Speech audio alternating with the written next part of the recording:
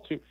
The plays that he made at USC, the runaround, memorable plays, you don't need to do that when you can just get the ball in somebody's hands. Like, look at Jared Goff, right? And I'm not going to compare the two because they're different skill sets, different everything.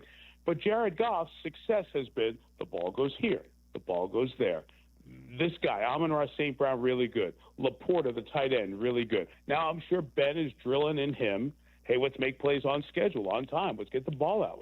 Let's build some early stuff, but also use whatever mobility he feels fits in. So it doesn't have to be the Detroit offense comes to Chicago. It'll be something new, I would imagine. Obviously, you're very familiar with Ben Johnson, and we've talked to you about him and him joining the Bears in the past. But as we creep past the draft and towards training camp, your thoughts on where our favorite football team is now with a new head coach and with a quarterback who's looking to have a much better second year than his rookie year? Here's the best way I can say it. The NFL schedule comes out in 9 days. I hope we get the Bears early. I really do. I'm so excited for this team. Knowing Ben's offensive approach, knowing his style of offense, knowing his aggressiveness as a play caller, man, this is going to be fun because, you know, let's just get football nerdy here. With Loveland and Kmet, think about all the 12 stuff you can do, one back, two tight ends, right? And think about the two receivers who you're going to throw out there, you know, on top of that, right? With DJ and Odunze, let alone how quickly the Luther Burden comes along. So think about those options for a second. That's a heck of a team. Let's hope the free agents work in terms of the offensive line.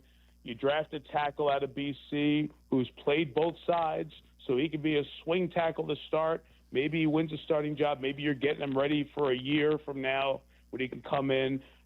There's just so many options offensively. It's just exciting. I was going to say, man, I sound like Ron Jaworski. This is exciting offensive football team. It is. It really is.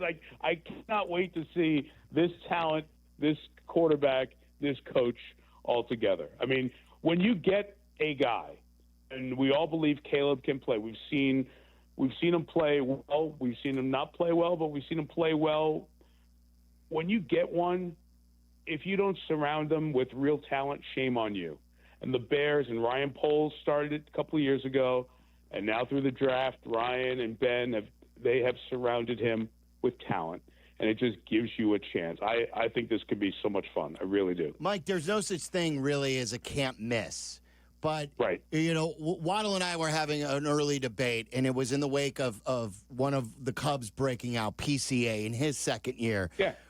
He's got a lot of swagger, a lot of talent, and he's broken out. So our question was, who's the next to break out in Chicago? And Waddle had a great rant. Like, it better be Caleb. On a confidence meter, where is your level of confidence that by the end of the year he will be like a top 10 to 12 quarterback in the NFL?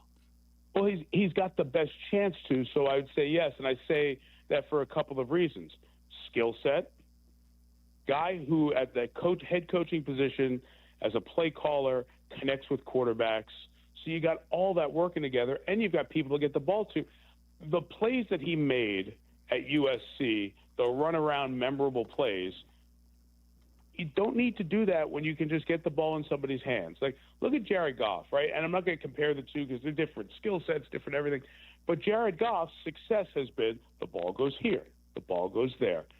This guy, Amon-Ra St. Brown, really good. Laporta, the tight end, really good. I got great backs. I've got a good offensive line. I'm protected here. I don't need to run around crazy and make plays.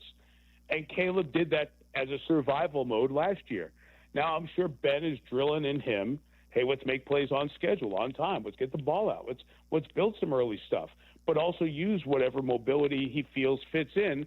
So it doesn't have to be the Detroit offense comes to Chicago. It'll be something new, I would imagine, to fit the skill set. So to answer your question, yeah, he can be a breakout guy in the city, in the league. He's got everything there.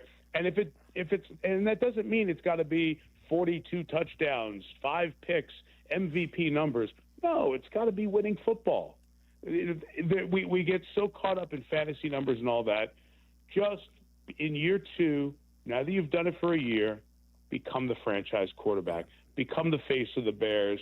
He's got the personality to do it. We saw that when we had them last year in Houston, I guess it was. I think he's gonna be fine. I don't want to throw the label. Yeah, he's got to be the breakout guy, but I mean, the answers essentially lead to that conclusion for me. Yeah. At the end of the day, Mike, what about the division, the NFC North? I don't expect it to have a huge fall off, but there's got to be some regression, doesn't there? I mean, if you had a 15-win Lions team, a 14-win Vikings team, and an 11-win Packers team. What's the regression?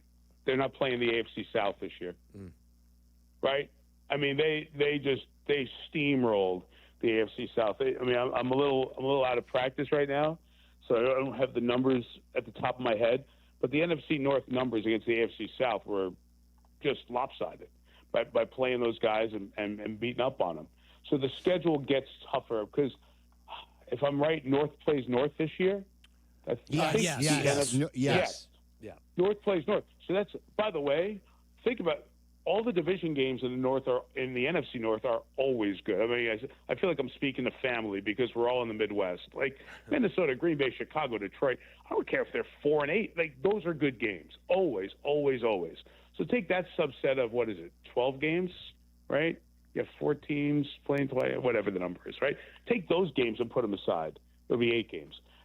Take those games and put them aside. Think about the AFC North against NFC North games. These teams playing Pittsburgh, Cincy, and Baltimore. And if Cleveland has any consistent quarterback out of those 17 QBs they have, they'll be good too, right? Because Myles Garrett's on the other side to wreck games. This is going to be a lot harder division, so you're not going to get 3-4 playoff teams out of here in all likelihood this year. So I do think that you won't see the record, but that doesn't mean the teams aren't as good. I just think this competition and the schedule is going to be harder for them across the board. Talking to our friend Mike Tirico, it's Waddle and Silvy on ESPN 1000. You told us about the schedule, how it's coming out a week from Thursday. Do you get any inside information? Do you know who your opener is yet? No, I don't. And by the way, now that I had a chance to shut my mouth and think, there are 12 total games NFC North against NFC North. I don't get the inside information. We may get a clue or a heads up because we get to announce a game sometimes like early in the week before the schedule release, building towards Wednesday. But we are assuming that Philadelphia will be the home team for week 1. And the parlor game that we all play is who's going to be the opponent. And there are so many good options. Like if it's Bears at Eagles, I'll be thrilled. If it's Lions at Eagles, that's the championship game we were supposed to see. Commanders at Eagles was the championship game we saw. Rams at Eagles, that is a game we had twice last year, including a game that when you look back at the divisional playoff, the Rams really should have won that game. Mm-hmm. They were driving to win that game, and the rare thing happened. Matthew Stafford threw an uncatchable ball, which almost never, ever, ever happens on the last play of the game in the snow. And you could have Cowboys-Eagles as well. So you throw all those in the mix, there are great games out of the gate. So that's what we're looking forward to seeing in that Week 1 matchup. And then after that, it's a crapshoot. We're going to see the regular suspects during the year. We'll see the Chiefs. We'll see Dallas. We'll see Philly. We'll see Buffalo. So just whatever the mix and mash of it is cool by the Lions, obviously. So whatever the mix is cool by us. Yeah, sure. I was going to say, because a lot of people have speculated it could be Bears and Eagles, but like you said, there are so many good games. Do you think that, not necessarily for you guys on Sunday night, but don't you believe that Ben Johnson's first game against the Lions will be a hot game for a national TV audience? No doubt. Both games will be. Both, and that's like a game you could put in a 4:25, 3:25 Central Sunday afternoon late window. You could put it on a Thursday night. You could put it on a Monday. You could put it on a Sunday, and it sells all the way across the board. Because just what the chum that Ben has thrown in the water, Ben versus Dan Campbell will be fun. It'll be good competition. And the Bears and the Lions are always good. You can save one for Thanksgiving, as has been tradition the last couple of years. The Bears should be a team that. So if I was scheduling, and I don't do this because the computers do it, and then the humans who feed the information and work around the computer printouts are so smart regarding scheduling. But if I'm scheduling, I'm looking at teams that you don't want to see in national windows you don't trust. Then you have the teams you absolutely trust. And then you get that middle group of teams. And the Bears this year are in that middle group of teams. Like, I think if you put the Bears in a mid-November slate, I think you can trust that they'll be competitive. You know, I think it's so hard to figure out if teams are going to be competitive weeks 15 and 16. And that's why you see the Ravens and the Chiefs and the teams you know are going to be there. Those are the teams that you see at the end of the year in those national primetime windows or those holiday windows. But I think the Bears, at least up until Thanksgiving, I would count on them being really good TV. And I think Chicago's a team that's going to compete for a playoff spot this year. I mean, it's way too early, but I think they're right in that mix of those teams this year. Well, a couple of other sports we wanted to get to. You've always liked the NBA. You've broadcast the NBA for ESPN. You've had many. I even think you may have been on the call for Kobe's last game, if my mind. Correct. Yeah. So like you've done that. You've been there, done that. Now you're going to be the lead voice of NBC. Are you watching more games than normal to get you back up to speed, or have you been connected with the NBA even when you weren't broadcasting them? Well, I've not changed my phone ringtone to Round Ball Rock yet, but I will here shortly. It's the best. That we debuted a commercial during the Derby of the return of that song with a bunch of us doing the theme. I'm sure you'll see it a lot over the next few months.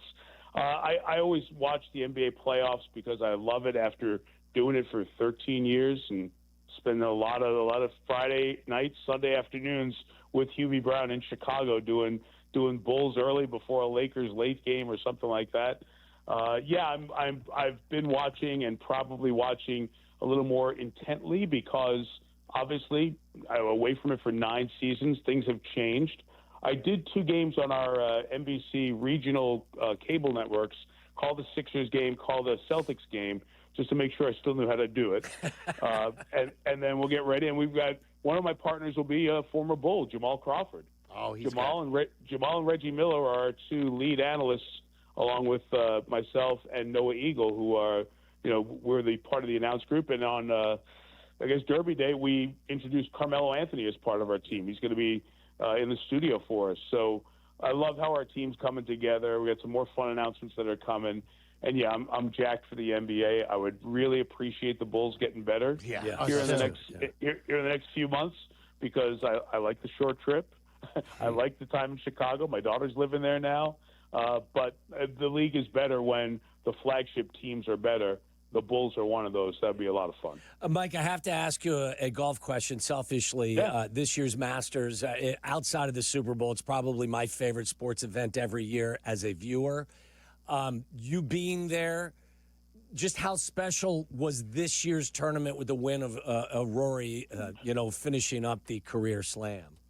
Yeah, Tom, it's interesting. I was lucky enough to be on the TV call of Tiger winning the career slam in 2000, and he was the 5th to do it, but he was the first one to do it in 34 years. So you wait another 25 to get Rory. It's only happened twice in your lifetime that you remember if you're under 60. Right. So that's how historic that moment was. And it became additive because Rory's 11th try to win the Masters and because of the back and forth over the second 9, especially 18 in regulation and the playoff, and Justin Rose's great run to be a part of the conversation at the end. And also because, like, Rory McIlroy may be as likable as any non-American born player for an American fan. Like, I was trying to think, now you get the NBA now with SGA in Oklahoma City, right? And Giannis, and we can go through, and Jokic. We've got great players, but I'm talking like beloved by the whole country. America loves Rory McIlroy, and I know he spends a lot of time here, but he's not American. Like Roger Federer is the only other guy who comes to mind who is like beloved by American fans the way another American would be, but he wasn't U.S. born. So I think all that contributed to it. It was one of the more memorable Masters. It'll go right up there with Tiger winning in 2019 and then Tiger winning in 97, which I was there for. I wasn't there for Jack in 86, but to me that's the seminal moment at Augusta and the sport as a whole. So it was right up there, and it was worth all of it. And I will tell you this, next week's PGA is going to be really cool. Scotty Scheffler was 31 under par last week. I don't care if it's putt-putt. If you're 31 under par for 72 holes, that's pretty awesome. DeChambeau won on Live Tour. Rory off the Masters. Justin Thomas is ready to win again. Spieth played well last week. Like, the big horses are ready. I think the PGA is going to be pretty darn cool in Charlotte, and then the U.S. Open in Pittsburgh at Oakmont, and the Open in July at Northern Ireland. We got a really good golf season coming up, I think.